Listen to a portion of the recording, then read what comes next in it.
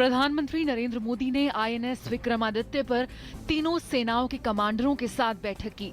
भारतीय इतिहास में पहली बार समुद्र में युद्धपोत पर कमांडर्स कॉन्फ्रेंस का आयोजन किया गया। बैठक में प्रधानमंत्री, रक्षा मंत्री समेत तीनों सेना के प्रमुख और राष्ट्रीय सुरक्षा सलाहकार ने हिस्सा लिया।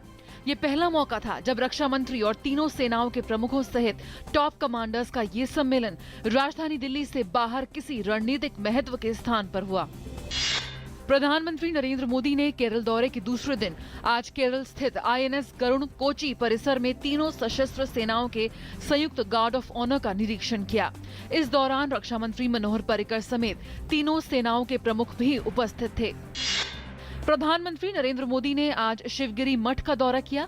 यहाँ पर उन्होंने समाज सुधारक श्री नारायण गुरु की समाधि पर श्रद्धांजलि अर्पित की।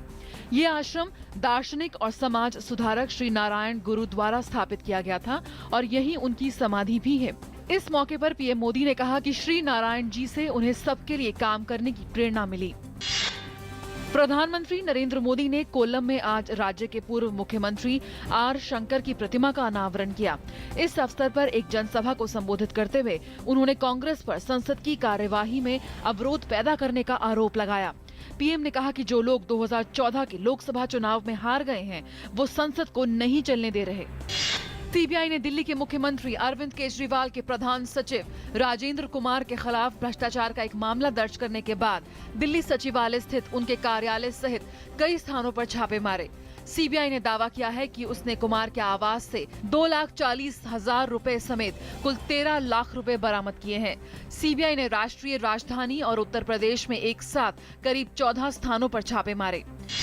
सीबीआई द्वारा दिल्ली सरकार के मुख्य सचिव के कार्यालय पर मारे गए छापों पर स्थिति को स्पष्ट करते हुए वित्त मंत्री अरुण जेटली ने संसद के दोनों सदनों को बताया कि ये छापे मुख्यमंत्री अरविंद केजरीवाल या उनकी सरकार के खिलाफ नहीं है, बल्कि ये पूर्ववर्ती शासन के कथित भ्रष्टाचार मामलों को लेकर मारे गए हैं।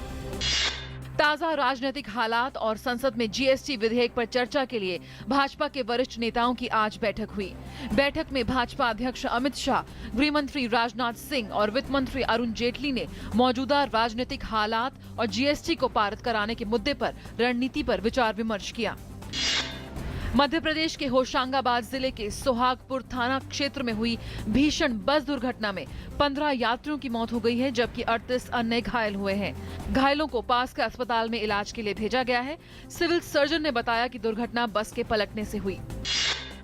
राष्ट्रीय हरित न्यायाधिकरण ने आज कार डीलरों की याचिका पर सुनवाई करते हुए केंद्र और दिल्ली सरकार से डीजल कारों को सीमित और सड़क से हटाने तथा निजी कार का इस्तेमाल न करने वालों को प्रोत्साहन देने की घोषणा के संबंध में कल तक अपना रुख साफ करने के लिए कहा है।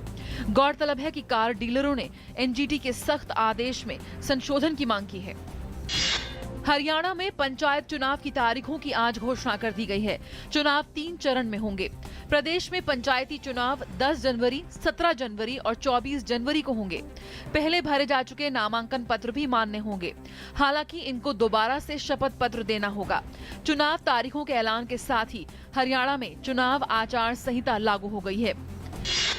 भारत ने तेल निर्यातक देशों के संगठन यानी ओपेक से आज कहा कि उसे विकासशील अर्थव्यवस्थाओं की मदद के लिए कच्चे तेल का मूल्य तर्कसंगत और जवाबदेह रखना चाहिए। दुनिया के चौथे सबसे बड़े तेल आयातक देश भारत तथा ओपेक के बीच पहली संस्थागत वार्ता में पेट्रोलियम मंत्री धर्मेंद्र प्रधान ने एक आयातक देश के दृष्टिकोण को पेश किया और खरीदार विक्रेता संबंधों से आगे बढ़कर अधिक भागीदारी वाले सहयोग की अपेक्षा की।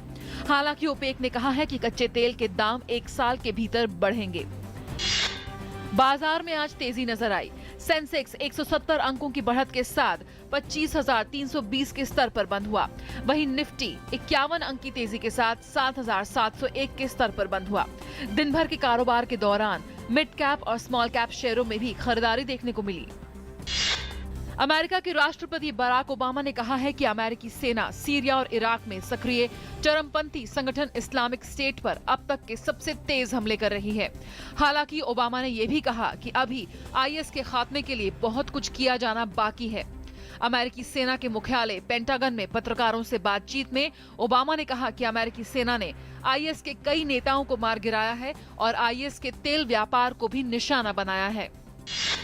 बांग्लादेश सरकार ने सोशल नेटवर्किंग साइट ट्विटर और स्काइप पर से पाबंदी हटाने का ऐलान किया है। सरकार ने सभी सोशल मीडिया वेबसाइटों और इंटरनेट आधारित संचार नियमों से भी प्रतिबंध हटा लिया है।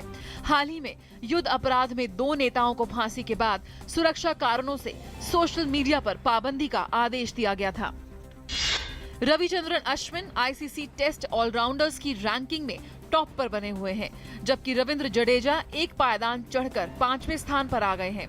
कमाल की बात यह है कि टॉप 10 बल्लेबाजों में कोई भारतीय खिलाड़ी जगह नहीं बना पाया है। दिल्ली टेस्ट की दोनों पारियों में शतक लगाने वाले अजिंक्य रहाणे 12वें नंबर पर हैं, जबकि कप्तान विराट कोहली इस लिस्ट में 14वें नंबर पर हैं। टेस्ट गेंदबाजों की रैंकिंग में भारत के स्पिन गेंदबाज अश्विन दूसरे और जडेजा रैंकिंग में 8वें स्थान पर हैं।